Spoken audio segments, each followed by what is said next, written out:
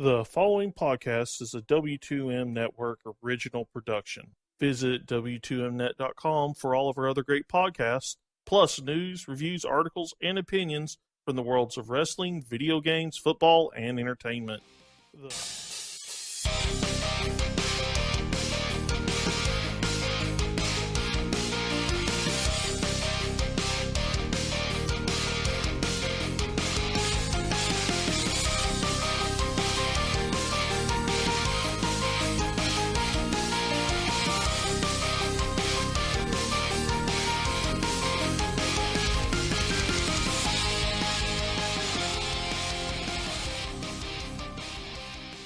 What's up, everybody? Welcome to episode number 34 of MMA The Max. I am your host, the always entertaining, excruciatingly handsome Robert Taylor, and I am joined, as always, by my always incompetent, excruciatingly dull co-host, Joseph Hudson, a.k.a. Riverside Joe. How you doing today, Joe?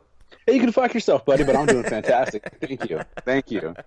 I don't want to spice up this conversation with anything and keep it nice and dull and fuck it. Well, at least this afternoon's, this morning's fights weren't fucking dull. They were good. They were really good. They were all right. They were decent. I mean, there were some bombs, there were some duds on the card, but for the most part, I was pretty entertained. Quite frankly, it was upset central tonight for a lot of these fights, a lot of these prospects and contenders, champions. But yeah, man, it was good. It's just usually there's always something to talk about when it comes to these fights that are underpromoted on Fight Pass or something, the cards that people aren't looking forward to. So unfortunately, we didn't get to see a couple fights that got canceled within the last week or so, or even in the terms of one fight this morning. Before we get into that, though, let's you know what it is. You know what time it is. You know what time it is. Joseph, it's Joe? What time? What time is it? What time? It's a new week. It's a new drink. What are you drinking this week? I am drinking the good old Lost Coast Downtown Brown. Ooh, classic. It's a good, nice brown ale. If you're gonna go for a brown ale, to me, it's better than a Newcastle. It's pretty good. It's got some chocolate caramel malt in it from England. I was American barley malt. A Newcastle's not exactly setting the bar or anything, but no. But when you tell people you're gonna drink a brown ale, they're like, "Oh, like Newcastle?" Like, no, that's a fair point. Newcastle. Yeah, this is a real ale. It's one I used to drink in my early 20s back when I was, just trying to get into a little bit more crafty type beers, and it's a good one. So it's a nice throwback for me. Yeah, your early 20s back when you had to walk to school in the snow barefoot uphill both ways. No, I had a car. Oh, okay. I cranked it up in the front. Like, I'm fucking old, dude. I'm only 6 years older than you? If that, yeah. So, real quick, by the way, if anybody's noticing, I'm having some lag issues with my camera. Couldn't fix it. If you're noticing on the video while watching, sorry, deal with it. It's like a one-time thing. My bad. So yeah, your camera is basically firing on the same speed as your neurons right now. Ooh. Damn, that was good. That was quick. That just popped right off, man. That was quick. That dull comment got me fired up. I liked it. It was clever, man. Yeah. It was clever. It was quick. If I was your wife, I'd be used to you being quick, but yes, I'm just your cousin. So, hey, it was clever, though. How's it working out for you? It worked out well. I'm proud of myself. Well, keep it up, then. What the fuck are you drinking? What am I drinking? What you drinking? This has been a beer of the week before, I believe. This is the Ballast Point Victory SC Coffee and Vanilla Porter. It is fantastic. If you are a fan of porter, dark beers, anything like that, fan of the Ballast Point brand out of Ballast Point, San Diego, California, then you definitely want to pick it up. I first found it through a guy in the MMA podcast circle, Blake Stevenson of Loaded Joe's MMA. He talked about it being one of the best porters he's ever had, and when somebody says that, you kind of got to call the check on that one. Be like, okay, let me check it out. And yeah, he wasn't lying. Definitely wasn't lying. So, yeah, when someone whose podcast is Loaded Joe and they're telling you it's the best of something they've ever had, you're gonna have to take their word and give it a try. Yeah, and he was absolutely 100% correct. It is really one of the best I've ever had. It's not the best, but it is one of the best. So Yeah, that's good, though. I mean, at least he's got that part right. It is delicious and tasty. Absolutely. Yeah. So, geez, man. So UFC London today came to us from, obviously, on Fight Pass at about 11 o'clock in the morning for the first fight, for the tip-off. I'll take that back, actually. It wasn't the first fight. It was from the start of the Fight Pass event. They had to kill some time because the first fight got canceled.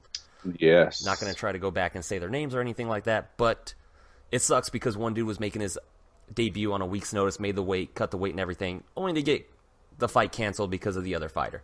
It sucks. Yeah. It's a shame. I hope they get money. Judging by of what has been happening so far lately, he probably won't. So and that's bullshit because he's done nothing wrong. He made weight, and it wasn't like he was offered, okay, we'll get the fight at a catch weight or do something. Though. He said no, like with Dodson. He didn't make weight. He was on weight, right? No, he did make weight. True. No, he did make weight. Yeah, you're right. So he will get paid. They both made weight. So yeah, he should get paid, and I hope he does. Should get paid his show money. At least. Something happened when one of the guys was trying to build his weight back up, and he was deemed medically unfit to continue. You make weight, dude. That's what your show should be. Your show should be you show up, make weight, you showed. Yeah, and honestly, it's neither guy's fault. It's neither guy's fault, really, to be honest, because Nad Narimani is the guy that got kind of screwed in this fight.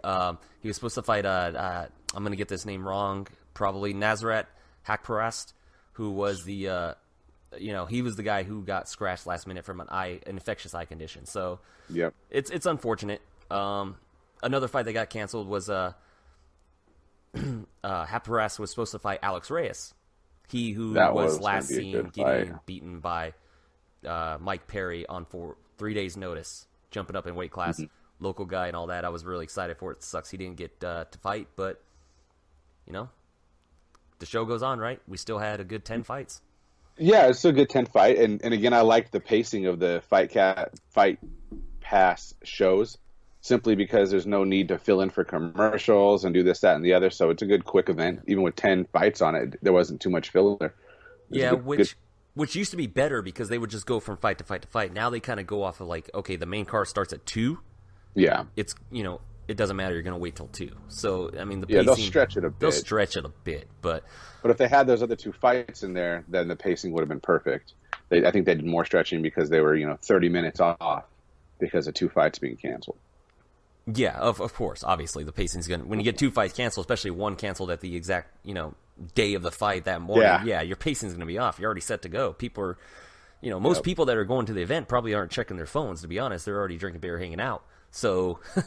yeah, they're there already. Yeah, you got to announce it to the live crowd. Let's change things up real quick, though, talking about these fights. Let's not just run down the card. All right. Let's do something different. We'll talk about the fights that won bonuses first. Boom. I like that. Let's start with the main event, which coincidentally got a bonus for performance of the night for the winner of tonight's main event, Alexander Volkov, former Bellator heavyweight champion, surviving some pretty legit ground and pound and just being on his back against world-class jiu-jitsu ace Fabricio Werdum, former heavyweight champion in the UFC. Not showing any takedown defense whatsoever in the very beginning of the fight. And it was basically looking like it was going to be a wash for the longest time. And then just like third round comes up. He gets that slicing elbow. He rocked Werdum. He rocked Werdum at first, which caused Werdum to go for a sloppy takedown, which he still got. And he just gets this slicing elbow on Werdum. Busts him up. From there, the fight just changed. I think it was that right eye swelling up on Werdum. That started to swell up. Yeah, I think he started to get a little desperate. Like, crap, maybe his vision started to go, and he's like, dude, I need to finish this. I've got one eye. It's not gonna. I'm gonna get a doctor stoppage on this. I got to go for broke. What I was really impressed with was Volkov's ability to not allow Werdum to capitalize on the scrambles. And that's exactly what I mean by that. Not allow Werdum to capitalize. Werdum was creating scrambles in his takedowns, going for awkward sweeps, trying to slip through the back door and, do all sorts of weird, different sweeps. And Volkov didn't allow Werdum to capitalize. He got there a couple times, but he always managed to stay one step close enough to Werdum to where he could, boom, get out, let him up, and keep moving. That's what surprised me. and I was really happy to see that from Volkov. Yeah, a couple of the scrambles were really sloppy, especially in the second round when Werdum used the sweep and the reverse to take his back. There was I get Werdum is a world class black belt in jiu-jitsu, but with how loose he was on him and how how much room Volkov had, there was absolutely no excuse for Volkov to allow him to take that back on that sweep and reverse. But here's something that I was talking to a friend about. I was telling we were watching the fights together and everything. You have a friend? Yeah, maybe one or two. I don't know. Oh, they cost a lot of money. Okay, that makes sense. But Werdum, when he took him down, he was in his guard. He was using the classic guard breaking form of the can crusher, right? Yeah, can opener. Sorry, not crusher. Can opener.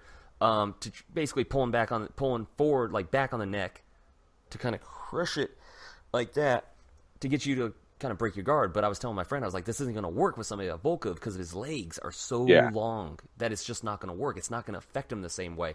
And I think that's what kind of hurt Werdum when he was on the ground. He couldn't get him to break that guard. Yeah, he couldn't break his guard. He couldn't use it to get any kind of separation or anything like that, either to step his knee through the middle, overstep, or push a leg down and step over. Yeah, Volkov did a really good job with his closed guard. You haven't seen successful closed guards in MMA in a while, but he did a good job of preventing Werdum from posturing up too much because he's so tall and long. If Werdum tried to posture up, he'd push him out, and you couldn't hit his chin because it was just too much distance. Werdum would lay down, go for the can opener, try to get it to open up, and Volkov didn't care. Yeah, it was a good fight for Volkov, man. It was a changing of the guard. I mean, another young gun in the heavyweight division, like a Francis Ngannou, another young gun, breaking through, and it's very possible that we could be looking at a future title contender here, like a challenger to winner of Stipe versus Cormier, because he just took out Fabricio Werdum, who in his last run since winning the title and all that was only finished by current champ Stipe Miocic. He went to that decision with Alistair Overeem, but this is a fight that Werdum was supposed to win in a sense that this is what he's been doing, taking out contenders, people or rising stars, I should say, prospects like the Walt Harris or Marcin Tybura.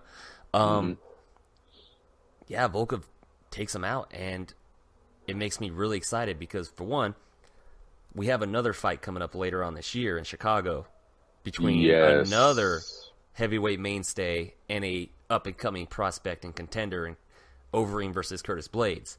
Yeah, that's changing of the guard, my man. Blades is going to take that fight, I think. Yeah, as I believe he will too. Dan Hardy said on the broadcast after the fight that he would love to see Volkov versus Francis Ngannou, and I'm going to disagree with that because I want to see Volkov fight the winner of Overeem versus Blades. Ngannou needs to fight Cain Velasquez in my mind.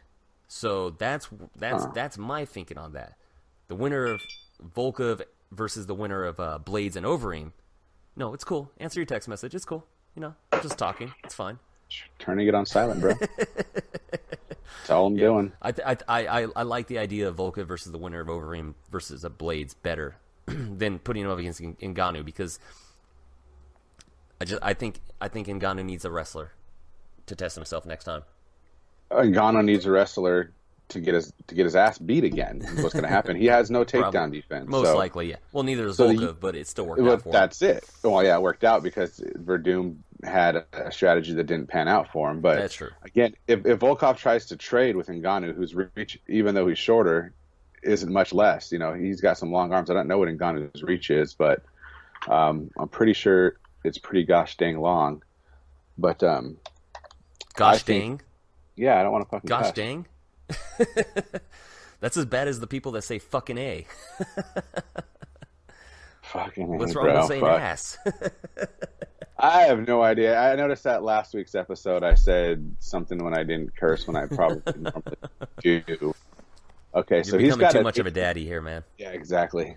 I should be. Don't be the daddy of the show. Don't be the daddy of the show. Hey, watch the language now. So Ngannou, Cap uses a swear word. 83-inch reach for Ngannou. Oh, he's got 3 inches on Volkov. Yeah, right, and he's shorter. He's shorter by Volkov's 3 inches. Taller, yeah. So it washes out. It evens out. It's a wash. Yeah.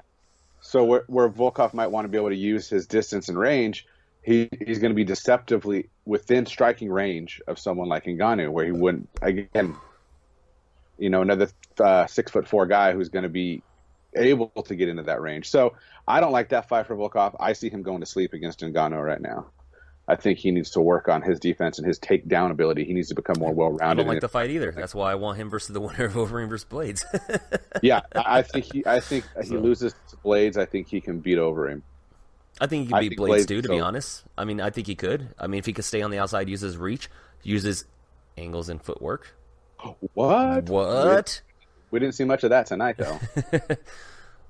But I think you know what we did? You want to know who we saw it from tonight?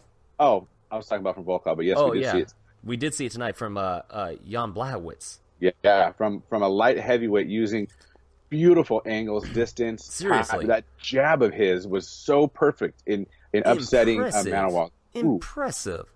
I mean, if Jan had a gas tank better than what he has, that fight would have been over a long time ago. Yeah. I mean, he kept up a pace, man. I mean, he kept up a good pace. It was all heart and will towards the end because he was breathing heavy, man. His chest was heaving, but he managed to pull it out. He almost had it finished in the first round. One of the judges gave it 30-27, and I completely disagree because there's no way that Manuwa didn't win the second round. Yeah, that Manuwa was touching him up. Easily. Yes, yeah, Manuwa hurt him in the second round. Yeah, I don't know what I like. Again, when we talked about it before, distance management isn't simply keeping a distance. Yeah, it's about fighting where you want the fight to come. When Manuwa would come in with those leaping left hooks, this is what Blachowicz would use: distance, closing the distance, go in for that power double. Whether he got it or not, it was enough to tie Manuwa up, get it to a scramble, get it to a stand-up, be able to push off or work for a takedown. Again, he managed the distance. The fight took place at a distance that Blachowicz wanted. Distance management. It's fucking beautiful. And it was an eye-opening performance for Blachowicz because the man, he was basically, everybody was willing him to come to the UFC. He had a hell of a streak, outside of the UFC, and the across the seas fans were saying, "Yeah, get him in the UFC. He deserves to be in there." He showed up. He just kind of lingered. It was just, "Oh yeah, you're here. You were kind of overrated out there." I was like, "Oh, he made it, so he was done." No, you didn't make it yet. And now, all of a sudden, he's on a 3-fight win streak in the very depleted light heavyweight division. And he just took out the number 4 ranked. Whether he should have been ranked number 4 or not, that's another question. That's a whole. Then again, it's a lack of who you're going to rank, but he took him out, and it was a very clear decision to me. Easy. It was easy. 29-28. I mean, first third round was way. It was as close to being a 10-8 round as you can get in that third round, I think, dude. He came close to finishing him twice, and with London being under the new unified rules, I'm surprised it wasn't scored a 10-8 round. Yeah, it was close. In my mind, it was close to a 10-8, but I could see it going 10-9, especially since he's already won 2 out of the 3 rounds at this point, unless he gets knocked out. Here's the reason why I would score that a 10-8 round in the first round for me is because let's just look at it this way: if Jan had that round in the first round like he did, right, almost finishing him twice on 2 occasions, and then the next 2 rounds, Manuwa just does nothing, takes him down, holds him there, does nothing, doesn't come close to finishing him. Wins the next 2 rounds, and he wins the fight 29-28. Don't like that. That's a good point. And that's the reason. That's the reason why they changed the new, the judging criteria to value damage and stuff like that. And when you come close to winning a fight or finishing a fight, then that's when you scored a 10-8 under the new rules. So that's why I would score that around a 10-8. Just Yeah, and I think Manuwa's nose is completely shattered. I think his chin's shattered, man. He's a good fighter. He's not. You put this 2008, dude. He's not making the top 10 of the 205 division. That's for sure. No. Well, the thing is he and Hardy was bringing it out too. He's resting on that left hook, that power left hook, and he's throwing everything into it. And that's what Blachowicz was timing for his double leg. Yeah, you're putting dude. He needs to work on off tempo, off timing, off rhythm jab. Dude, he's always doing everything with so much power, so much wind up. Where Blachowicz was like just straight off the shoulder, quick. Wasn't trying to knock him out, just disrupt his rhythm enough. And then every time you're winding up for the punches against a guy who's quick and smart, pops off that quick jab. And that's how he dominated the fight. Yeah. Was basically off time. And then he'd get that and pepper, boom, boom, boom, throw that big uppercut, and that's what rocked him. Yeah. That step in. And you know what? Manuwa's problem is too. Also, is he's got like the Andrei Arlovski bad habit of backing straight up with your chin in the air when you get hit or hurt. That's what got him dropped. He got hurt, and he starts. Rockhold. Yeah, and he bet. Well, I don't know. I think Manuwa at least keeps his hand up, but no, but like Arlovski, like Brett Rogers, Sergey Karatanov, all these people, these other fighters that were knocking him out, back in his like really down days. Even when he fought Stipe and Stipe cracked him, he just kept his chin wide up and took a bunch. It's just these fighters, and I'm not a fighter, obviously, but I can watch and see, and I know what you need to do. You need to angle out, and circle. But no, like Manuwa, just like Arlovski, has this issue where when he gets hit, that he just backs straight up, chin up in the air, and he doesn't have the chin to take that. He really doesn't. I'm sorry. So no, I'm surprised he didn't. Yeah, I give him credit. He didn't get put to sleep. I mean, Blachowicz hit him with everything but the kitchen sink, man. So give him credit for that. But yeah, he's got good boxing hands, but he just thinks his hands are the most powerful hands out there, and he throws them with reckless abandon. You think he would have learned after Volkov Ozdemir? Versus the Ozdemir fight. Yeah, exactly. He came in throwing all these power hooks and everything. Had he not got knocked out there, what gas would he have left in his tank against a guy who's a pace guy, who's got a rhythm, who's got distance? He would have been KO'd by his own gas tank if he didn't get knocked out by Ozdemir. No, that's right. No, 100% correct. I can say what he's got to do, what he should do. I'm sitting in my chair, but I'm just telling you from my position. That's what I would. Hey, this is MMA to the max, all right? What people don't know is that we're also known as, armchair quarterbacks for, MMA. That's the other name of the show. Like, we will sit here on our couches all day long and say what you should have done, but what we won't do is get in there and do it. Fuck no. No. Are you kidding me? Yeah, we're not. We may be stupid, but we're not stupid. We may be stupid, but we're not dumb. That's right. Yeah, but that was a good fight. Fight of the night right there, man. So they won fight of the night, deservedly so. If you would have asked me before this show started what was going to be fight of the night, was not going to be this fight. That's for damn sure. No, I was actually dreading this one. Yeah, I was thinking it was going to be a bit of a sleeper with Blachowicz just trying to dirty box the whole time. Yeah, it was going to be bad. But no, he clean boxed. He clean boxed the whole time. It was impressive. It was very impressive. The second performance of the night went to. I'm not sure if I would have given it to him. I would have preferred to give it to at least two other people personally, but I see why they gave it to him. Sure. Paul Craig with the Aaron Rodgers triangle choke. Aaron Rodgers? Why are you saying Aaron Rodgers? Last second, literally? Yeah, last second Hail Mary. This is for anybody that watches football and knows the Packers and knows Aaron Rodgers. This is what Aaron Rodgers is known for in the NFL, and this is exactly what Paul Craig just pretty much did. He got his ass beat for 3 minutes how do I say it? I'm sorry, 4 minutes 59 seconds. 4 minutes and 54 minutes, not 14. Sorry, he got his ass. First round, the second round, and nearly the third round. Oh yeah, that's right. 4:59. I can't read. 59. Yeah. Hey man, this is maybe you should be the host today. I'm gonna go sit around. Anyways. Always dull and incompetent over here. Okay. We'll just leave the dull part. The incompetent part, I'll take back. I'm sorry. Okay. All right. 14 minutes and 59 seconds of this fight. Paul Craig got the fucking shit kicked out of him. Yes, he did. Badly, as was expected. Yeah, as was expected. There's a reason Ankalaev was a minus 700 favorite. That fight was going exactly how everyone expected. Exactly how everyone expected. And Paul Craig's like, fuck it. Why not try this? And I heard the 10-second clap. I figure I'll just throw up a triangle and see what happens. Oh, I win the fight. Yeah. Oh, yeah. I throw up the triangle. But he taps with the second. I was like, I can't believe that. Tap. The 10 seconds left. There's no way he's going to tap. Yeah, I was like, oh, he got the triangle, man. Hey, good attempt. Wait, what? Yeah. it almost seemed like he kind of tapped and then like, wait, there's only 10 seconds, but he tapped and he saw it. He tapped. Like, he and should have what? gone out. Oh my god! Yeah, so should have gone out. And I'm gonna Loudmouth MMA, another podcast like posted on Twitter about like, hey, congratulations, Andrei Sukumtov. Magomed Anklov took some pressure off of you. Oh no, dude! So credit where credit's due to him. That was great. Yeah, he is now the dumbest fighter in MMA. Sukumtov, you don't worry, that crown has been taken off of your head. Oh man, or at least shared. Oh my, I couldn't believe it, dude. That was depressing. It was such a good fight. I was so excited. I had 2 fights that I'm like, oh, yeah, I got these 2 fights picked. I'm right. Nobody else has seen this card the way I am. And then, I mean, Kyoichi Horiguchi tapped to an armbar from Demetrius Johnson at 4 minutes and 59 seconds of the very final 5th round. Yep.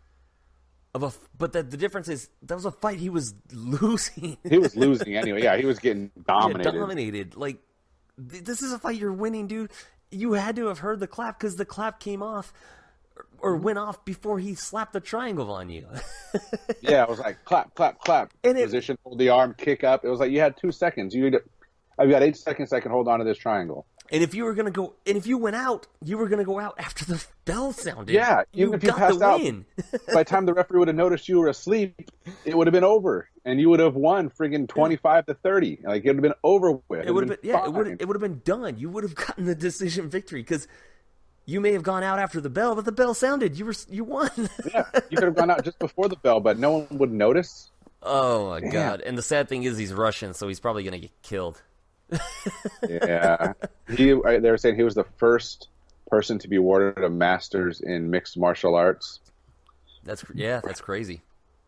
That's yeah, dude. That one. Apparently, it was a mistake, but a master's in tapping with 1 second left in a fight. Oh my god, man!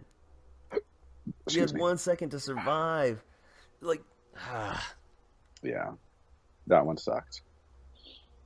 Yeah, I mean, Paul Gray, congratulations, man. You live to fight another day. You might even become infamous from this, to be honest. Paul Gray, yeah, that might be something. Hey, the guy that the latest finish in a fight, and the guy who was down like 2-10-8 rounds, possibly, and then I got to see the judges' scorecard for that. Somebody's got to post that eventually. I got to see it. I got to see how the judges scored that fight leading up to that. And that's funny is there were 2 fights on this card that were stopped at 14:59. 2 cards. But at least one of them, I can see. One of them was stopped. And I could see why. I mean, regardless of time, the ref made a wise decision at this. I was pissed because it fucked my perfect pick, but... Sure. Yeah, exactly. I had Edwards' decision. We're talking Leon Edwards versus Peter Sabata. And Edwards... Great fight, in my mind. Edwards I enjoyed it. That fight. Yeah, it was a fun fight. Edwards was winning that fight. There was great grappling exchanges. That was a really fun fight. Like, really, really good top-notch creation of scrambles, capitalizing on those creations, countering. One of the most fun grappling fights I've seen in a long time. Yeah. Edwards comes away with the TKO victory at 4:59 in the very last and final 3rd round. How many minutes and seconds total is that again? 14:59. Okay, just check. All right. Don't fuck with me on math, bro. But yeah, no, that was a fun, good fight. And stop it or not, I think Leon Edwards wins that fight. If it would have gone to a decision, he dominated that fight too. But well, yeah, it was a great fight, and yeah, Edwards, I had him by decision as well. I think a lot of people did. He's on a 5-fight win streak now. But let's get to the meat and potatoes of what is the most interesting part about this fight. Tummy in my tummy. The end of this fight, the post-fight interview. Leon Edwards. Yeah, good call out. Calls out Darren Till, dude, for the Liverpool main event. And you know what? If Ponzinibbio is not ready to fight Till, because that's my pick for that fight, for that main event, yeah, do it. I'm cool. I'm down with it. I'm down with it. I think Leon Edwards gets starched. I don't think that very possible, but here's the thing. Here's why I love MMA. If Leon Edwards gets him down, what happens? We don't know about Till's great how good his grappling is, at least on a high level. Rumor is that he lived in Brazil for a little while, and he did some Brazilian jiu-jitsu training out there. Yeah, well, so did Mackenzie Dern to help earn her UFC debut. So No, where she should have spent some time in Thailand for a couple years and learned how to strike. That would have helped her in that fight. But you know what? You know what? He's calling him out though. He's calling it. Nobody's wanting to fight Till.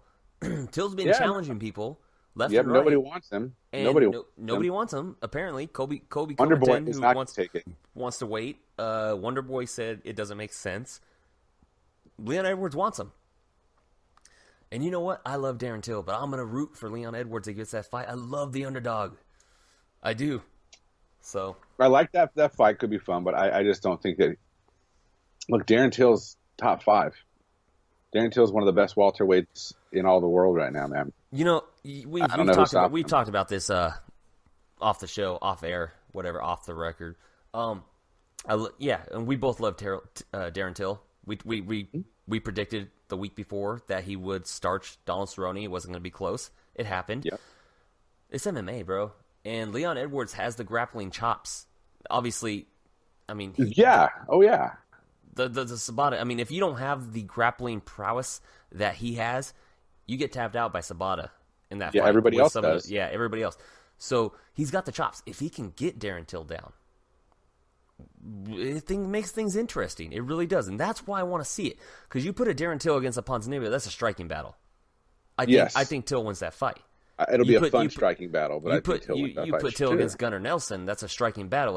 As good as Nelson's jiu-jitsu is, he's not known for his takedowns. Leon Edwards has takedowns. He does. He's shown it in all of his last couple of fights. You know, even with Albert Tumanov, with Brian Barberina. So he's got the takedown. That's what makes it interesting to me. A lot of people don't see it because they look at rankings. They look at wins. That's what I'm gonna kind of fall back on. Not that I think the ranking system is worth That's how good that is. That's good. Oh. Excuse me. I don't think the ranking system is worth a bag of shit. But that's true. If Till gets in there and goes up against a guy like Leonard, who we know is good, who I think is going to get starched, but I still think it would be it's an interesting fight, right? People who don't know Edwards, he goes in there and he gets starched by Till, and they go, so what? Yeah. This great guy starts nobody. What does that do for Till? And that's the problem. Is he needs to get one of those pussies that are. I'm not calling him a pussy because they're pussies in his mind. Hey, why don't you fight me, Wonder Boy?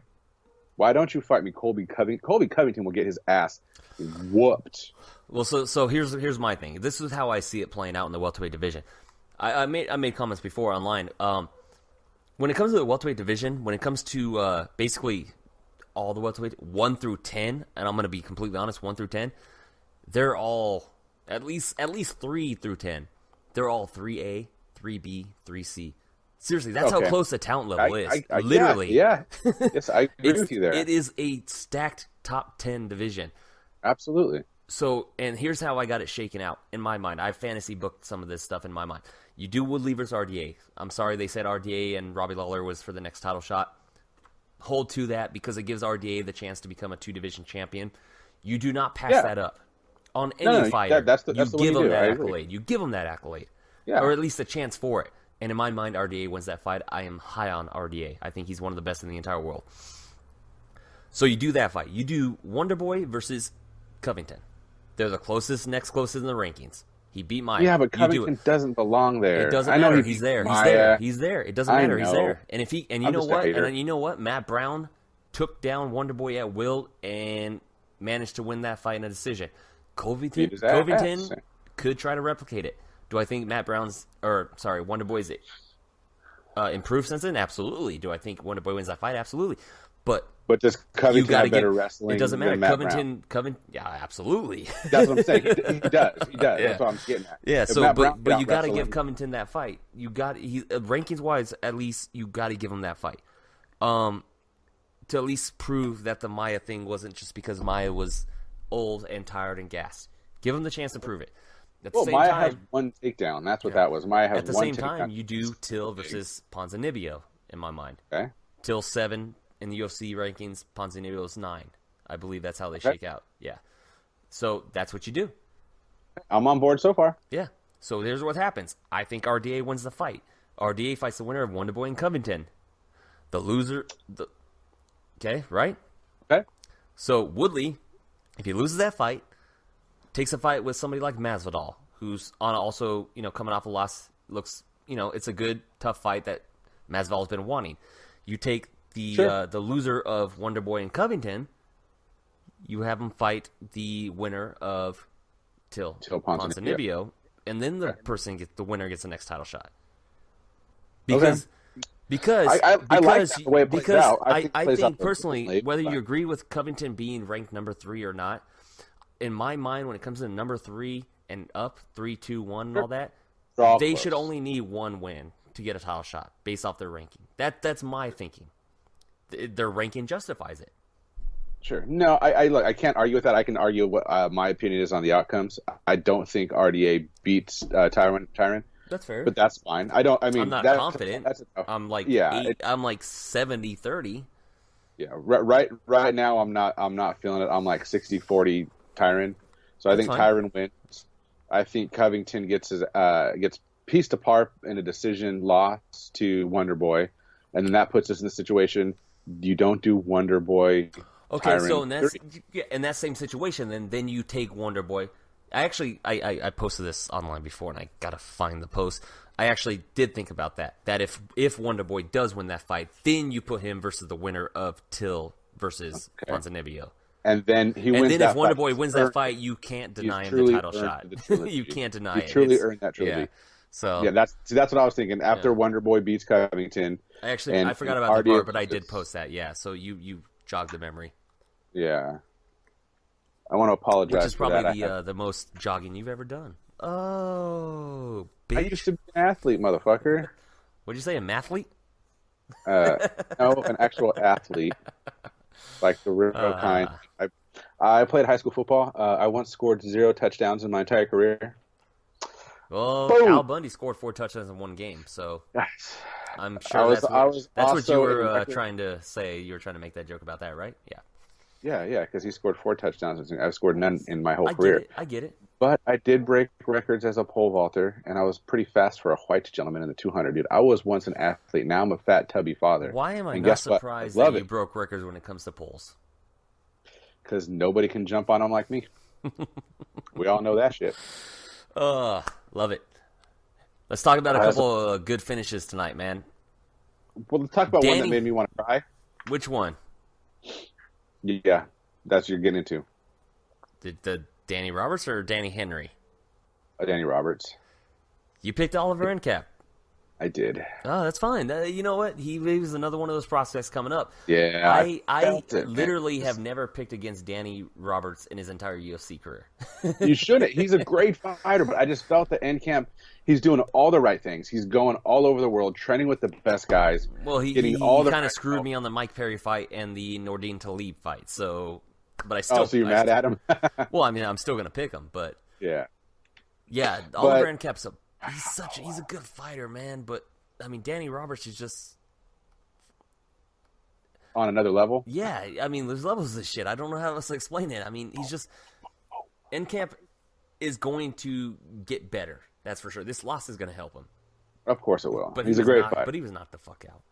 He was knocked the fuck out. Kind of like Werdum when he got knocked the fuck out in the main event. But no, this is worse, dude. He got knocked out, just knocked out. Just it was bad. Nighty night, bro. Nighty night, and then Hot Chocolate gets another victory. Congratulations to the UFC. I think his UFC record might be sitting at like 6-3 or something like that, which is actually pretty decent. Another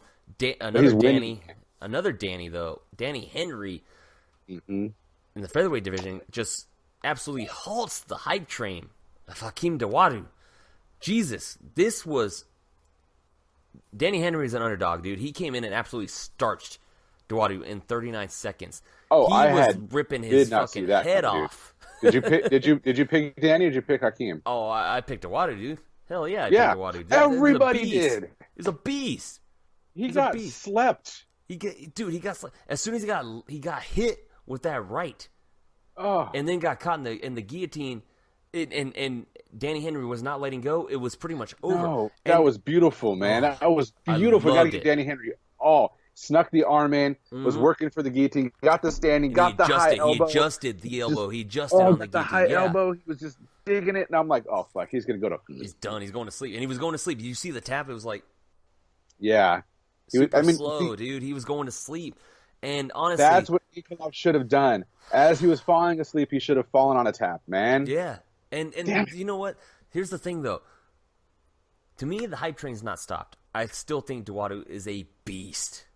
He got caught. He got caught. Everybody gets caught. Gets caught in MMA, man. It's not boxing. Unless you're Habib Nurmagomedov, but nope, a valid point, man. And what's funny is I've been on the fucking lead locomotive of the Tony hype train. I've been a Ferguson, El Kui, and I'm watching stuff and I'm looking at stuff and I'm watching highlights and I'm watching film and I'm slowing it down.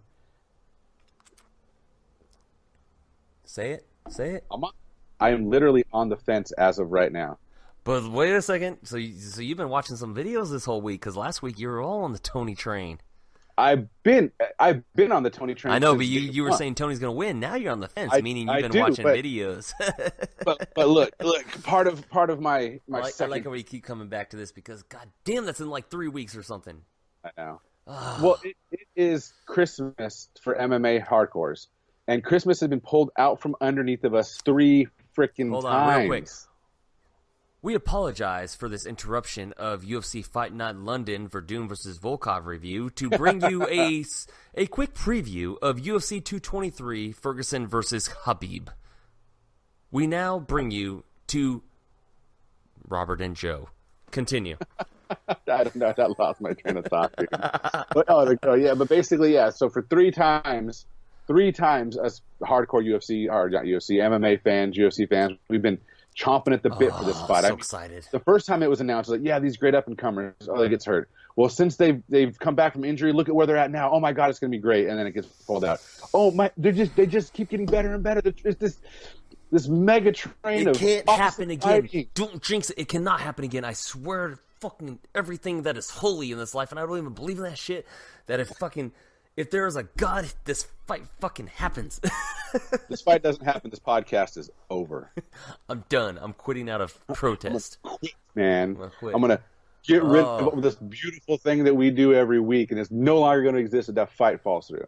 Oh, my God. But you just think about the skill set. And, again, I go back to you can't train for Tony. But then, so let me watch Khabib. Khabib trains to pick you up and smash you. I don't care what you do. He's a wrecking machine. Do whatever you want. I'm going to place you on the ground and pummel you. I'm going to pass your guard. I'm going to get into half guard. I'm going to tripod up and pummel you. You'll get me back in guard. I'll pick up my base. I'll drop elbows. I'll slip into side control, and I'll pummel you. Dude. I don't know what's happening, dude. I don't know what's happening to me as a El Kakui fan, but it's not that he doesn't have all the same skills that I thought he did. It's just the more and more I'm watching Khabib, but maybe it's because I've only been watching Khabib. I haven't been watching Tony highlights. I've been trying to see how Khabib beats Tony, so I've been watching a lot of Khabib, so maybe that's influencing me, but fuck, bro. So here's the thing. Here's the thing that people. Okay, I love that we talk about this fight because I'm so fucking excited. But we got like 2 shows after this in between this fight that I'm so excited about. It 2 more times. We're gonna keep repeating the same thing, and that's why this fight is so amazing. This is in my mind, I don't care about the excitement of stuff like Randy Couture returning to fight Tim Sylvia, which was amazing in my mind, especially when the fight happened. So BJ Penn versus GSP Part 2, when champion versus champion. Conor versus Eddie Alvarez, champion versus all those fights, everybody's looking forward to, everybody's loving, but nothing in my mind compares to Tony Ferguson versus Habib Nurmagomedov for the lightweight championship. And that's what makes it's going to be better. The lightweight for the champion belt now, not contendership, but for it's going to be freaking. It's going belt. to be for the belt, and honestly, I'm so excited, And I love Tony Ferguson. I love the man so much. I love him as an Ultimate Fighter. My friend and I took pictures of him at a Spar Star MMA in Hollywood down there and all that. My friend spilled his beer, replaced the beer while I was taking a picture. Yeah, he accidentally didn't when we were trying to take pictures. And then I ended up talking to Tony Ferguson afterwards. Him and his wife and all that. He's a really good. He's a great guy. He told me, he's like, you because we were talking. He's like, you seem to know a lot about the sport. I was like, dude, I follow it like an Ariel Helwani type. He's like, who do you think I should fight next? He was coming off that injury, and it was the loss to Michael Johnson.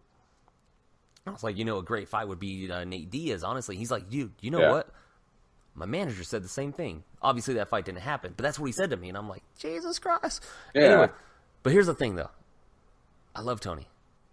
I love but Tony. it's Everything about the guy. Nurmagomedov. The eagle is out, and I'm gonna quote this verbatim right now. In a sense, you need to listen and understand. The eagle is out there. It can't be bargained with. It can't be reasoned with. It doesn't feel pity or remorse or fear, and it absolutely will not stop ever until Tony is dead. By the way, that wasn't rehearsed. That wasn't rehearsed. I love The Terminator. I think it's one of the best movies of all time. Kyle Reese is one of the best characters of all time. But that is literally what's happening. Yeah, cheers. Everybody has to know that line. I'm glad you got it.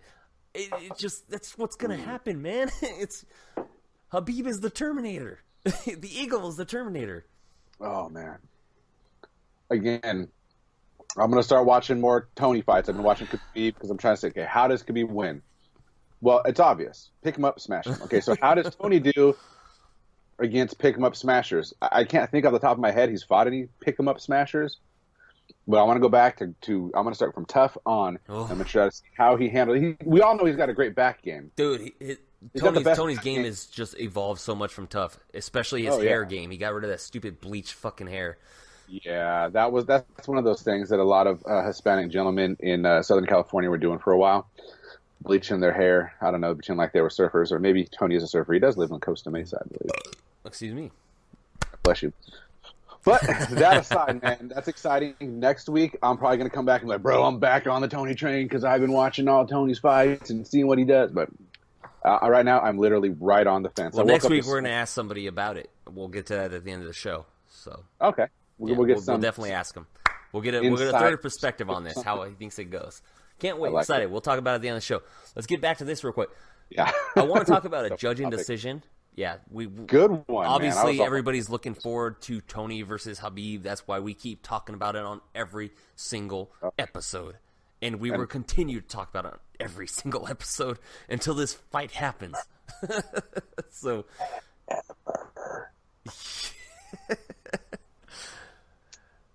Tom Duskanois, as Bruce Buffer would say, but I think it's Duskanois, defeats Terrion Ware by decision, 29-28, 29-28, 30-27. Real quick. Yeah. What? Yeah, right? 30-27? Not a fucking chance in hell. What? Personally, in my mind, and a lot of people, I scored that 29-28 Terrion Ware. And I picked Duskanois to win that fight. As did I. Ware won that fight. Second and third round. It was a close fight. Second and third round. He dictated what, when, and where things happened. Duskanois was working on some counters. What I was impressed with was his leg strikes. Those were fun. Oh, really yeah, good. Great. Absolutely. But they didn't seem to slow Ware down at all. Ware was like a pit bull just charging in, man, like a bull just charging into the red cape of the Matador, man. But except that the Matador was unable to get out of the way. Duskanois looked really good in the first round, and obviously he won that first round by sticking and moving, uses his creative striking, his jab, his leg kicks, like you were alluding to. Finishing all his combinations with that power leg kick. But about a minute and a half, 2 minutes into the second round, Ware got his timing. Mm-hmm. He timed it. Actually, towards the end of I'm going to take that back. Towards the end of the first round, he timed Duskanois. Yeah, he found his timing towards the end of the first, started capitalizing it. Yeah, started capitalizing on it about 2 minutes into the second. Yeah. And like you're saying, those body shots were paying dividends and slowed Duskanois down big time. A ton. Again, MMA fighters are just now starting to. And really Dan Hardy was saying, I think he needs to move up. He's got a large frame for this. No, the weight cut's not affecting his gas tank. It was the body shots from Ware. The body shots, yeah. And with all due respect, Dan Hardy is a man who knows what he's talking about. Weight cuts do affect the gas tank, but I'm going to disagree with him on this point. Body shots of this fight in particular. Yeah. On that quick note, just so you can change our graphic there. Oh my God, the sun's going down here real quick. You have a light on. Hold on, sun's going down. Sun's going down. Oh. I'm switching over. Real quick, I got to turn on the light. Why is this unplugged? Coffee stout. All my lights are unplugged right here. Did you forget to pay the bill again? I think so, but I'm going to turn on another light. Hold on. Sierra Nevada, coffee stout. A cup of Joe and bold beer that are both cold weather companions. So we blended them for the ultimate warmer. Our coffee stout is a fusion of dark roasted malts and rich cold brewed coffees for layers of bittersweet, fruity, dark chocolate and caramel. Are you reading the label? No, that was off the top of my head. That's just the way I feel about it. The way I feel about the They're coffee stout. I'm sure you read the label because it said Cup of Joe. You purposely wanted to be able to say Cup of Joe on the show. Of course I did, and I shall. Everybody likes a little bit of Joe in their mouth. I'm glad you're doing that because I'm finishing my first beer. And I'm jumping on to my second. Ladies and gentlemen, the second beer of the show. Smog City Brewing Company's The Nothing. What? The Nothing. That's the name of the beer. Is this a reference? Is this a childhood movie reference? One of my favorites of all time? Are you trying to say I'm nothing? No, I'm just... No, this is the never-ending story, man. That is right, The Nothing. That is right. Dude, you got me on that. As soon as I said something, and then you're like, no, I was like, clicked. Yes, Falcor, we ride. Oh, sad. Betray you! This is the Nothing from Smog City Brewing Company, double chocolate imperial stout out of Torrance, California, as my second beer. T-City, dog. I'm doing one of these things. T-City. I don't want to hear about T-City right now. T-City. Hey, I like T-City a lot, but I'm still very upset about the Frankie loss. Not that he lost, just that the way he lost. That's all. Yeah, but it's not. Look, dude, I'm surprised as anybody that he got TKO'd by Ortega. I believed Ortega was going to win, but not like that. Cheers. I got a little too much head. That's my fault. You never have too much head. Ooh, even the head tastes good. Come on, Joe. I set you up there. Nothing? Got my mouth full of fizzy stuff. Once again, this is not a rated PG podcast. This is rated R for retarded. Hide your wife, hide your kids. Yeah. Rated R for reckless abandon of That's joy. That's why at the beginning of the show, the intro says general douchebaggery. We are douchebags. You got to use a screenshot of what I just did right there. And I was like, yeah. I was like, perfect. You got to find that one for this week's screen cap. It was beautiful.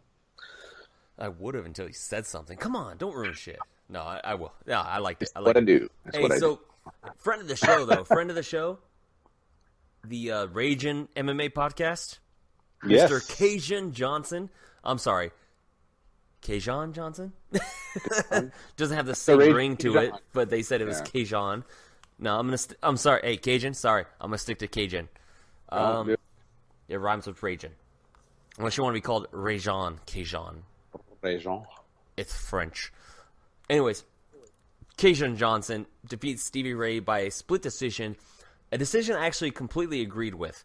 Anybody that picked Stevie Ray to win that fight, I get it. It was close. It was a good fight. It was fantastic. You judged it based off the end of the second round and the third round. You completely ignored the 4 minutes of the second round that happened before the end and the first round. Now, a lot of people out there, I want to get this off my chest real quick. A lot of people out there were saying that he did nothing but run. No, that's not running. That's called sticking and moving and causing your opponent to miss. He's a counter striker. Yeah. So these same people are going to be like Tyron Woodley runs. And once again, London is under the new rules, unified rules, the new unified judging rules, everything like that. Kajan Johnson dropped Stevie Ray in the second round, regardless of, and he had top control for pretty much 4 minutes afterwards. Yep. Whatever Stevie Ray did afterwards, when he got up in the last minute, was negligible. Unless he drops him again, then you have an argument. But he didn't. Or he pieces him up and just unloads on him at will, just da da da da. Yeah. But which is what Stevie Ray did against Joe Lozon. Correct. You know, and I'm a Stevie Ray fan. I am too. I love Stevie Ray. I'm a big Stevie Ray fan. I'm a Kajan. I'm going to call him Mr. Johnson. I'm a Johnson fan as well. But yeah, the previously aforementioned, once before known as the Ragin'. Yeah. Join that there? That's right. They did say that. They said that he dropped the Ragin' part. Yeah. That means he's got to switch his whole Twitter handle and his podcast name. Whatever, dude. Ragin' MMA. He can't be that if he's dropping the nickname. I'm going to ask him about that. We're getting him on the show soon, dude. He's a good friend of the show. Yeah, we'll get him on. I lost my train of thought. Fuck. Not surprised. The reason I picked him over Stevie Ray, because I like both of them. I think they're both great fighters. Was that Stevie took it on short notice. Yeah, of course. So when that happens, it's like, it's tough. Is he going to be able to keep the pace that he normally keeps? He's always in shape, but he's in fight shape. I just didn't think he'd be able to keep up with Cajun's movement. And when it was funny is even though Cajun's backing up, his movement's so awkward, it puts you on the defense because you don't know where he's going or what he's doing. He uses his reads. Hold on. I'm gonna take a page out of Joe's playbook here. He uses his footwork, his distance management. That's right. Head movement, angles, right? All that good stuff you're talking about. He uses it so well, and he used it really well today against a very dangerous striker in Stevie Ray, who has the power to hurt. And the thing is, though, he also used it and was able to avoid a loss when it comes to... He was injured. He looked like he was injured in this fight. He was limping. He looked like he might have popped something in that knee. Yeah. MCL. Maybe MCL. Which I wouldn't be surprised. I'm hoping it's MCL over ACL, personally. I'm hoping. Yeah. But this, honestly, this puts Kajan Johnson on a 4-fight win streak in the UFC lightweight division. Stevie Ray was a top 15 fighter. Obviously, Johnson's going to move in the top 15, but this is good for him. And you know what's even better for him for the fact that he was able to do this? He's one of the biggest guys associated with the Project Spearhead, with the union for the fighters, right? The MMA, the fighter union for MMA fighters, for UFC fighters. With the MMA yeah. Or so Project Spearhead and all that, along Association? along with Leslie Smith.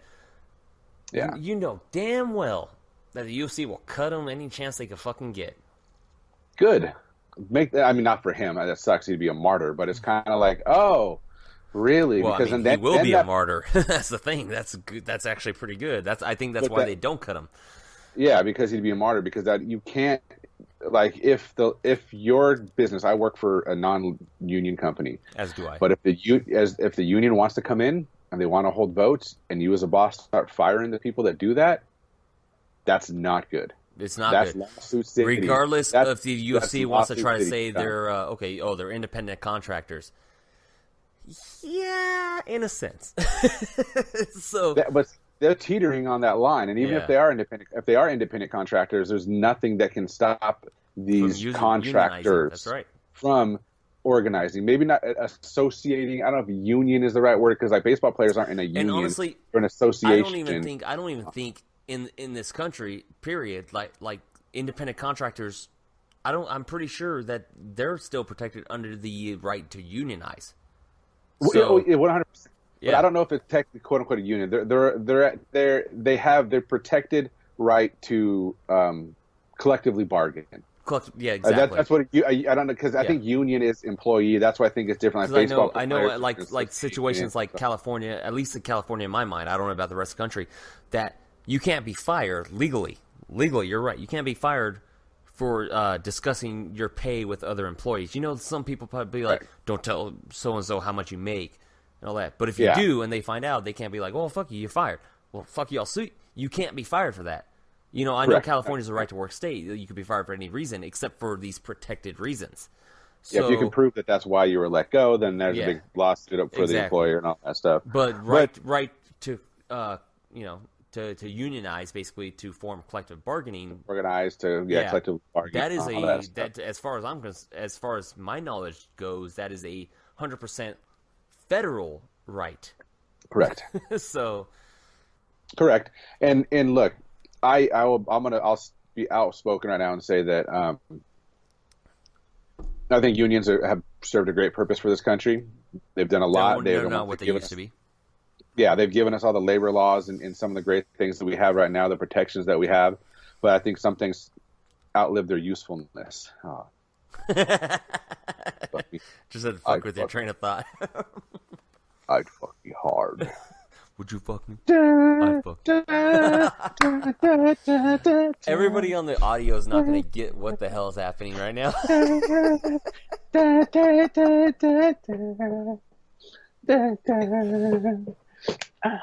Okay, enough. That was the best moment on all of the internet in the history of ever, and our 16 fans are going to be the only ones that see that shit. I can't believe you did the dance. How can I not? I'd fuck. Would you fuck me? I'd fuck me. One of the greatest scenes in one of the greatest movies of all time. Everyone wants to talk about faba bees. That's nothing compared to that. The dance. Oh, fuck. And the broadcast.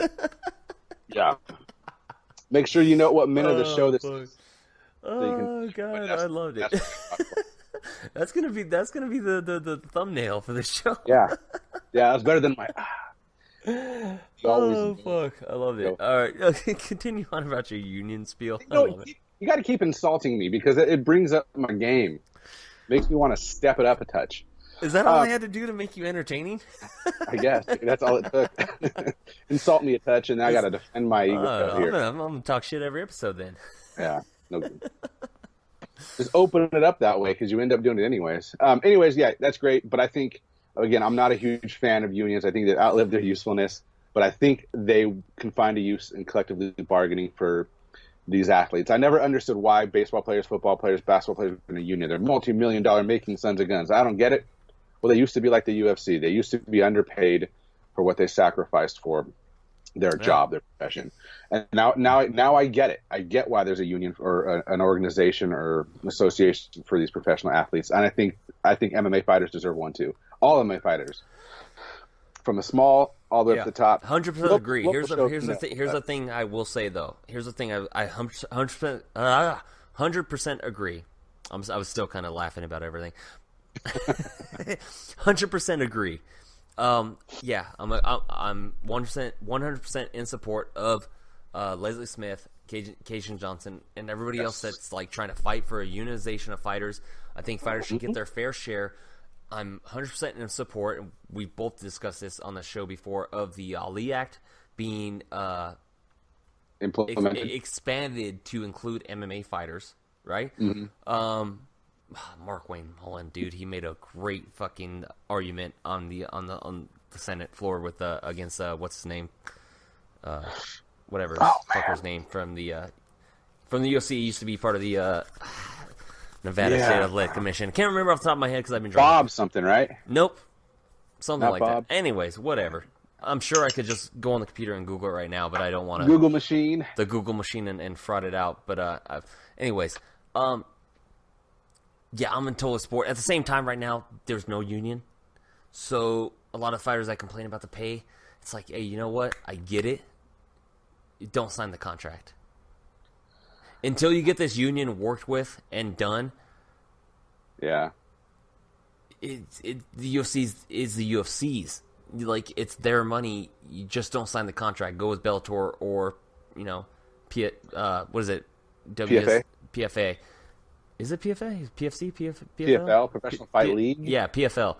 PFA is the Professional Fighting Association, which is another union like Randy Couture was involved in. Yeah, but PFL is WSOF. Correct. Everything. Yeah, which it's Ray Saffo. Yeah, Ray Saffo, which is a great guy who treats his people right. Scott Coker treats his people right. Yeah. Go fucking join them, honestly. But that's the thing, though. If you're a mid-tier Bellator fighter, you're making less than a mid-tier UFC But you still fighter. have the sponsors. You still have the sponsors that you could get, Sure. though, that are Very shown. valid. That is a difference. So if you're not happy with your contract in the UFC right now, fucking leave. Don't look at the UFC now as like, oh, this is the pinnacle of MMA. I gotta be in the UFC. You don't have to be in the UFC. Bellator is owned by Viacom. And I'm sorry, Viacom over Endeavor, Zuffa, UFC, anybody. It's fucking Viacom. No. So they have the money. A good point. I wanted to write this down because I forget shit all the time. But when you talk about sponsors, I was reading an article that stated Rory McDonald made more from his cryptocurrency, his Dash currency sponsorship, I like it. than every single person, all of the payout of the Reebok. Yeah. Of on that the same last UFC event, fight right? night. Yeah. Yeah. So all Here's the the thing UFC about fighters made less money off Reebok than he made from one of his sponsors. Here's the thing about that. I like the idea, right? I like the idea. It's cryptocurrency, though. Okay, here's the thing about that.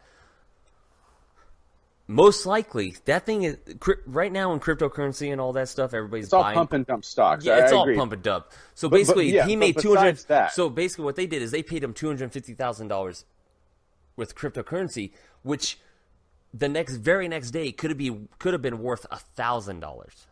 Correct. So I like it. I don't buy into the whole cryptocurrency thing being like the future. I really don't, because we live in America and they're going to fight for the gold standard for the rest of their fucking life. That's just the way it's going to happen. There is no gold standard. Yeah. The gold standard was gone years ago. But you fucking know what decades I'm saying, ago. though, right? Well, the thing is, they're going up against the Fed. They're going up against the big, huge institution that's been there fucking forever and is ingrained. The Rockefeller. It's just not going to happen, man. It's we'll not get gonna happen we'll get Eddie Bravo on the show, and he can tell us exactly why it would never happen. I'd love to talk to that man. And this one is, we keep it away from other wacky conspiracies like flat Earth and crop dusting overhead with chemtrails. We can stick to the stuff about the Fed, and I'll agree with him, because that makes actual sense. But yeah. Anyways, it's cool that the potential is there. Potential for sponsorship is there. Correct. So if you're not happy with the UFC pay, go sign with Bellator. Try to sign with Bellator. Try to sign with another company. Fight for your rights as a union to unionize, and I will support that right. But until you do that, UFC is a private company. It's their right to pay you and do whatever they want with you. That's the sad part about it. It really is. No, 100%. They're going to pay you as little as they can. Yeah. That's what businesses do. That's what they do. My boss is going to be like, "Hey, Joe, would you like some more money?" I mean, maybe, but I mean, not necessarily. It's like, "Hey, would you like to take on more responsibility, and with that, I will give you additional pay." But and it's not to knock my boss. I love them; they're great people. But why would you? You don't love them? Shut up. I like them. I like them a lot. I really do. They're really good people. I work they for a listen, family don't company. They? Huh? No, they listen, don't they? No, they know I have a show, but I've never shared it. So just on the off chance that they listen, you're going to be as nice as possible. No, God's honest truth. I do. If I didn't like where I was at, I'd leave. I've done it before, found greener pastures, and it wasn't necessarily for more money. It was for better people. But yeah, I know. That's why we didn't talk for years. Better people. Took off for better people. Yeah. Son of a bitch. Better. And then I realized that everyone else is an asshole, so I might as well be friends with my own family. That's right. Here we are again with the number 7,452 rated podcast on iTunes. Cheers. If you just brought that number out of your head and I go on like an iTunes or something like that, and that is the exact number, I swear to God, I will fucking eat your shit. Because that would be amazing. That would be amazing. It would be fucking ridiculous. If we were that high out of all the podcasts, that would be pretty damn amazing too, I was about to say the same thing. There's something like 10 million podcasts out there. I was about to say the same thing. But if you break it down by sub-genre, sports /MMA /drinking /two hosts, occasional guest, I think we're like 93rd.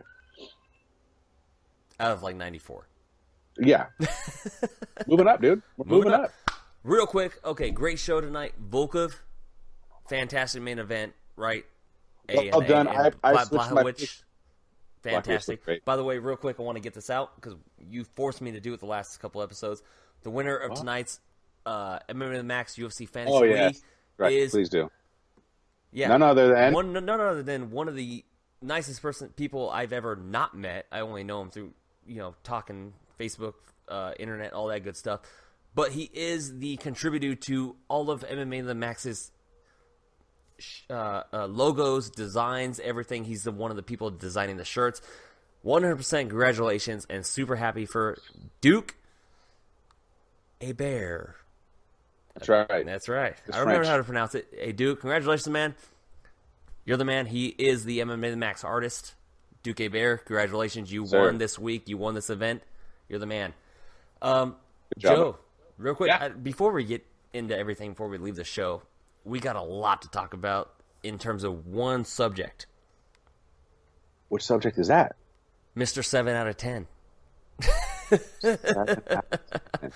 Mr. My Wrestling is 7 of 10. 7 out of 10, according to the interview with TMZ. You know it. I know you. Floyd fucking Mayweather No, we weren't going to talk about boxing anymore, remember? What do you mean? We talk MMA on this show. We did. Okay, we did say we weren't going to talk about boxing anymore. That's 100% true, 100% We're going to talk correct. about that asshole and that whole thing with the Irish. This man is in the news lately about how he's going to make his MMA debut and fight in the UFC. And here's the thing Who's he going to fight? It doesn't matter. Here's the thing about that fight. It's happening. In my mind, it's happening. It doesn't matter. It's happening. Hold on, Robert. The UFC isn't going to bring in somebody else that has no MMA fighting skills to fight another person. The UFC would never do that. That would taint the image of where the best fight the best. UFC won't do that. They already did it once with James Toney. They will do it to prove a point. Here's the thing. We know Floyd Mayweather. I know Floyd Mayweather. Everybody fucking knows Floyd Mayweather, right? He is a draw. He's a dick. He's a troll. He's an asshole. And a draw. Are you this real quick? Yeah, he's a draw, of course, obviously. Are you this? He's the best boxer in the world today. Correct? You can't argue that part. Best boxer in the world. You can't fucking 50-0. 49-0 against boxers, 50-0, whatever. Give Lomachenko 50 fights. Bruh. That's my boy right there. Just go with me here. Just go with me. Bro, it's like a Matrix, man. Okay, I'm just go with me. Okay, just follow me here. Because casuals don't know Lomachenko. Casuals know Mayweather. Okay. Are you trying to imply something that I don't know? Fucking. No, you know Lomachenko. You're saying like, here's the whole world. The whole world is going to say that he's the greatest boxer. This is Floyd Mayweather. This is the greatest boxer of our generation. That is undisputable in my mind. In our generation. Right now, Floyd Mayweather. It's a strong argument. It's a very strong argument. To me, indisputable, and I don't really care for him too much. He knows that he's hated. He knows that everybody hates him. He knows he's not popular when it comes to that. People buy his fights to see him fucking finally lose. Correct? Yeah, he walks at X-Pac heat. He walks on that line between X-Pac heat and being a heel. It's drawing, and he's right?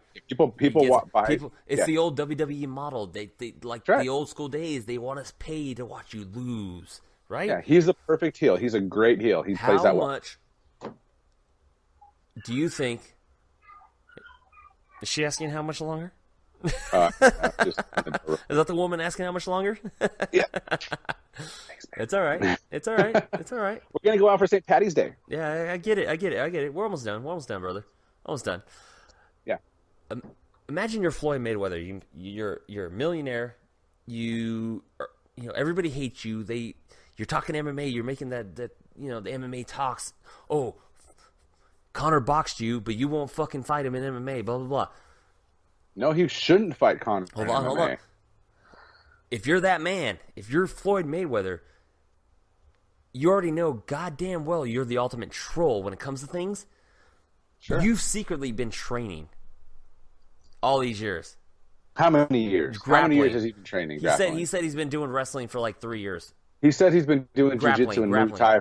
Yeah, he said he's been doing jiu-jitsu and Muay Thai for fucking like 12 years or some bullshit. So, okay, obviously 12 years isn't true, but 5 years? That's a fucking troll job. Dude, seriously. He gets into the cage, and everybody's like, you're going to get your ass kicked. And then all of a sudden, he's like, bitch, I got jiu-jitsu, I got grappling, I got wrestling. And you're like, I fucking hate you more. That is something Floyd Mayweather would do. Now, am I saying that's exactly what's going to happen? No. But tell me that's not something Floyd Mayweather would do. It's very much within the realm of possibility. So let's say he's got 5 years of jiu-jitsu under him, and with his work ethic and his dedication. Oh yeah. Is he a black belt? No. He's a purple belt. Maybe a brown belt. Maybe a purple belt. Brown belt, depending on who he's under. Been training like Floyd Mayweather trains. Because let's be honest, he didn't have to train for Conor. No, he didn't have to. He doesn't. But he had to train for Pacquiao. He had to train for Canelo. He had to train. He trains. Like he'll be out at the club, his stupid strip club, and he'll be gone at 2 o'clock in the morning. Hey, guys, we're running. Like he trains. I'm not. Motherfucker's got a work ethic. No question asked. Yeah. So let's pretend for 5 years he's been dedicated and he's been rolling. He's been learning jiu-jitsu. I don't know who he's training under, but let's just say he's paid to be a secret. Yeah, he's a purple belt, right? Mm-hmm. He's been getting privates. That's even better. If you're getting privates, and he can afford it for sure. 100%. Dude, he lives in Vegas. You know who else lives in Vegas? Who's that? Robert Drysdale. Exactly. My thoughts. Drysdale giving him private, okay? Him and Drysdale training. 5 years. 5 years under Drysdale? Jesus Christ. And he's a legit 5-year Drysdale purple belt. Legit. Just for fun this whole time. Just for fun. Let's just say. Because he wants to troll, right? He knows what he's doing because MMA's been getting big. There's been this talk that's been going for 5 years. And for 5 years because he knows he wants to troll. That eventually he wants to make the move like Tony did, but show him up. That's a Mayweather move. But yeah, the thing is with Tony is Tony didn't train wrestling. I mean, yeah, but I'm saying he saw Tony got the big payday, went over there to try to expose MMA. This is a ultimate Floyd Mayweather troll job to do this secretly to try to show it up. What weight division is he going to fight at? 50 or 45. Let's give 45 because he's a small guy. Yeah. I mean, he came in maybe underweight 55 for Conor to do the Conor fight. I mean, but Conor starches him within a round. Conor's grappling isn't what's going to win the fight. It's Conor's kicks. It's kicks. What does he do with his kicks? Let's just say hypothetically, he's been training how to block those. He's been training Muay Thai for 5 years too. I'm just saying. Okay, so and Conor's been training Muay Thai. Do I personally think that Floyd Mayweather is going to do shit in MMA? No. If he does book a main event pay-per-view, and god damn it will be the main event. Whatever he does, he could fight fucking anybody in MMA. When did Mayweather choose to fight Canelo? At his prime or before the gentleman had a chance to peak? He fought Canelo before he had a chance to peak. When did he finally fight De La Hoya? Are you sure that Canelo peaked? Because Canelo lost his last fight, but that's not here nor there. He also failed the drug test, but that's cool. Well, okay. When did he choose to fight De La Hoya? Before or after his prime? Well, that's just when the stars lined up. When did he choose to fight Manny Pacquiao? After his prime. He does not take gambles. He doesn't gamble. He doesn't take risks. He True. stacks Okay, but the Pacquiao thing though that's a little different. He was going to fight Pacquiao. Pacquiao wanted a certain amount of $1 million per pound that he was over. Floyd said yes, but I want blood drug testing, and Pacquiao's like, nah. No, thank you. Yeah, it's like, okay, that's not fucking weird at all. No, not at all. But look, I get. But my point in this is I get what you're saying. Doesn't do things that are uncalculated. He doesn't put himself in a situation. But he also does things just to piss people off on purpose, like the Pacquiao fight waiting so long. He pissed people. Piss people off on purpose. If the Pacquiao Mayweather fight happened 3 years earlier, I still would bet on Mayweather. So would I. So would I. But he just wanted to piss people off for years because I think that's just what Mayweather does. He loves doing it, and I respect that because I'm a troll online myself. You look like one. That's the problem. Can't help yourself. Burn. No, you've been shaving. Bro. You're not so bad. But yeah, no. So I We'll talk about this again in a couple weeks. I personally think that Mayweather is trolling people, and I honestly think that he has been training somewhat this whole time. Sure, it helps his troll. He does not step cage in the octagon in 2018. He does in 2019. Absolutely, 100%. Talk you know to me what? in 5 you months. You know what? Let me see. I'll say it right now. What is the date right now? March 15th, 2017? No, it's 17th. St. Patrick's Day. I'm an idiot. I'm a fucking dumbass. March 17th, 2018. I also said 2017 earlier. You didn't catch that. Good job. No, I March missed it. 17th, 2018. MMA to the Max, episode number 34. Robert Taylor is saying that Floyd Mayweather will step into an MMA cage on the 2019 Fight Week show. Okay. In July. Fight Week, the International Fight Week show. I reserve the right to change my mind as we get closer, but right now I do not see how. When we get closer, you will start saying, "God damn, you're a fucking prophet." Well, what I just don't see how you're a mystic MMA the Max Rob. Right, we predict these things. That's right. I predict these things. I don't see any way where he can win. It doesn't matter. As soon as I figure out a way that he's not going to lose. He's not going to get pieced up. He's not going to get leg kicked to death. He's not going to put himself in a situation to look weak and little. They bring in a fucking Mike Jackson then, who's 0-1 that they're talking about to fight CM Punk. He'll be 0-2 maybe at the same time. Maybe 1-1. Mike Jackson Who knows? beats the fucking brakes off him in MMA. Shoots He's a for fucking a double leg. reporter, dude. We don't know. That's what I'm saying. That's what I'm saying. Mike Floyd Jackson's also Mayweather could have been 170 trained this pounds. shit. We don't know. That is the ultimate troll job, man. Ultimate troll job, and that's what Floyd Mayweather does. He trolls fans. That's what I'm trying to say. Now, I know he trolls, but I don't see him fighting in MMA. He doesn't win. He doesn't. 2019. All right. We'll postpone this conversation for future time. In the future. Okay, how about this? Real quick. Floyd Mayweather fights in MMA before Conor McGregor does. That bet I'd take. Really? Because I don't think Conor comes back ever. Sorry, the other way around. Yeah, that's a bet I won't take. Yeah, that's right. Okay, I would agree. I agree with you. Yeah, there's more of a chance of Floyd Mayweather. So everybody that's fighting listening on the Conor show, McGregor. I'm going to put it out there.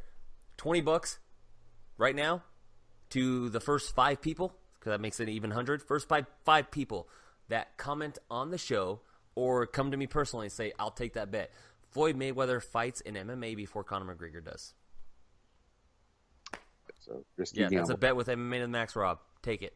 Take it or leave it. First 5 people, even 100 Go bucks. for it. $20 a person. That's an even bet right there, because the odds of both of them fighting in MMA are very slim. Very slim. But obviously, if neither of them fight before the show fucking ends because we get sick of each other, bets off. But we can't get sick of each other. We're family. We're going to see each other all the time. We'll just have to learn to deal with it like no, adults. we're family. That's why we get sick of each other. Fair enough. Whatever. Anyways.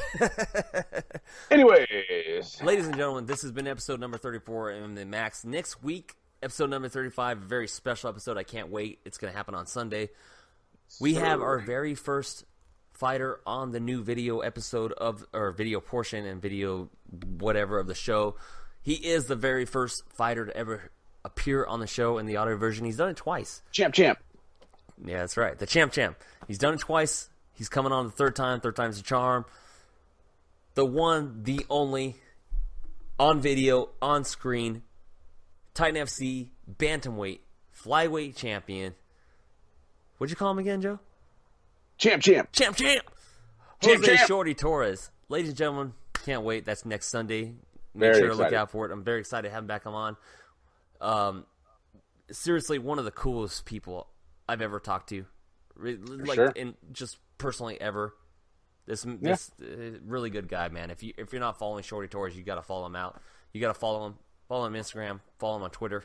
Everything. Support Team Shorty. Buy some of his gear. It helps. We can. It helps raise money for kids fighting and wrestling. Team Shorty. By the way, right there.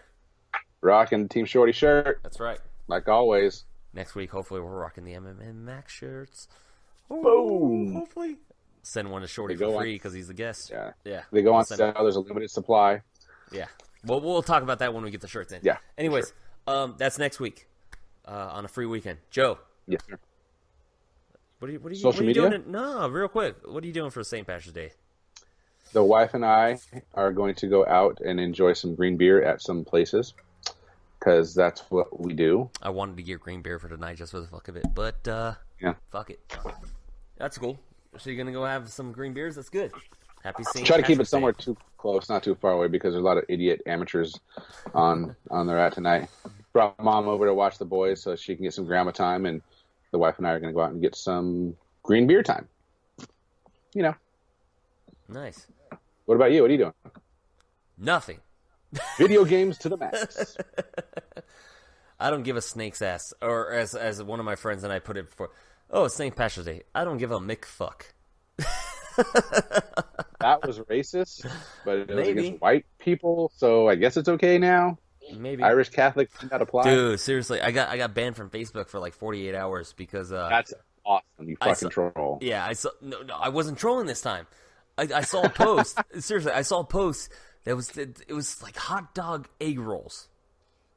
I saw that. Those look delicious. Freaking Jesus Christ, dude! Seriously. Okay, so whatever. I saw the hot dog egg rolls, and the only thing I could think of was like fucking white people ruin everything. I swear. And Facebook, it's white people cultural appropriation of some Asian delicacies of yumminess. Tell me that anybody but white people could come up with hot dog egg rolls. No, but why would it be? You're allowed to make fun of white people. That's white men in particular. You're allowed to bash them. By the literal definition, a white person can't be racist to another white person. Well, can't be racist to white people. Well, because white people are the root of all evil. White devils. Just by white literal, devils. I mean, come on. Equinterwater. Yeah. That's right. Yeah, I'm sorry. If you're gonna create and eat hot dog egg rolls, go to hell. Anyways, yeah, white people ruin everything. We do. We ruin everything when it comes to food, at least. It's hard to argue that one. Yeah. Oh, you made this awesome, delectable dish? It's more about white Let's just throw Americans. some fucking cheese on it all over. It's like white Americans, because white people make some pretty delicious Italian food. They do. But when it comes to other, like, when we bring foods out, it's this Indian dish is so delicious. Let's white it up. Oh my God, there's too much flavor on it. Too many spices. Let's dull this down a touch. Put some flour on there. Deep fry it with some sugar. Boom. I can barely taste the curry. That's yummy. Yeah. Oh, there ain't no Indian about this dish no more. America. America. Fuck yeah. Oh, I'm glad you got it. Anyways, yeah, that's why I was fucking banned for 48 hours. Jesus Christ. It was so stupid. I wondered why my social media scrolling was so peaceful. I didn't realize. Fucking love it. All right, Joe, let's get your social media out here, man. Social media plugs. You can get a hold of me on Twitter at JoeHud45. On Twitter, that's JoeHud45. Or you can get a hold of me on Instagram at MMA to the Max Joe. And as always, the 2 is the number 2. No spaces. Wait. Robert. Oh, yeah. Scissor Oh. me timbers. No. Nice. You're up, kid. If you want to get a hold of me on Twitter, it's at It's Rock Robster. No apostrophe, obviously. Find me on Instagram at MMA to the Max Rob. Find the show MMA to the Max on Twitter at MMA to the Max Show. Find it on Facebook at facebook.com/MMA to the Max Podcast. As always, find our show anywhere you could download podcasts. You can listen to us at iHeartRadio, iTunes. Watch this good-looking video on YouTube, obviously. Find us on Google Play, Spreaker, all the good stuff, Stitcher. You know how to find us. Find us on our parent website of W2Mnet.com. Find us, that W2Mnet.com is the website you want to go to find anything that you need when it comes to podcasts or reviews for movies, wrestling, video games, sports, and entertainment. I know a couple of those fell into the same category, whatever. That's just what they say on the fucking tag. Boom. Tag it up, son. Check out W2Mnet.com group on Facebook. That is supposed to be switched by now. I'm going to have to talk to the owner. And as always, check out one of the best MMA groups on Facebook of all time. MMA Freaks. Check it out. Just search up MMA Freaks in your toolbar to find it. We need to get you in there soon, actually. You're not in there. We need to get you in there. I don't think I'm in there. I don't think you're in there. You're in Craft Brewed. But, hey, you know what? Yeah. Fuck it. Check out Craft Brewed Sports Group on That's a Facebook. good group. It's a Great good group. hosts. Craft Brewed Sports is one of the best podcasts out there, regardless of any sport you're into. I love them. It's one of the most entertaining shows I've ever seen. They have their own group. Share your experiences, share your sports trivia, share anything. Share your beers you're drinking. It's fun for sports and beer. Both of them. Mostly are, beer. I share mostly enjoy. beer, and most of them have tried the beers I'm finally experiencing. So yeah, we're gonna go through a nice cattle cave of beers here soon with all these different beer groups and other people we're associated with. We're gonna find some real fun stuff to drink. Oh, you need to try this beer. Okay. All right. Twist my arm. Sounds good. I'm gonna tap to that one. And as always, follow us on YouTube, ladies and gentlemen. MMA the Max Please on YouTube. subscribe. Please subscribe. We need 30 subscribers. We get a custom URL. Yes. Let's do this shit. Let's do this. Joe, Yes. You want a personal Facebook, or you don't fucking want them following you on personal Facebook? Fuck that. No, shit. my personal Facebook is just for family and friends. Instagram and Twitter We is did where that I in do the my beginning. business. You remember that? We did that in the beginning of the podcast. Yeah. We were giving our personal Facebook away, but yeah, Yeah, fuck but that. just follow Fuck the that. MMA to the Max podcast page. That's the best way to get a hold of us, interact with us. And then obviously Instagram and Twitter are where we do our business. I do want to give a quick shout out real quick at the end, though. Hey, ladies and gentlemen, listen to Loaded Joe's MMA podcast. Yes. Listen Good to podcast. the Hardcore MMA podcast. Listen to the Raging MMA podcast. Listen to Split Decision MMA podcast. These are good shows that are good friends of the show. probably better, to be honest. I'm learning from them.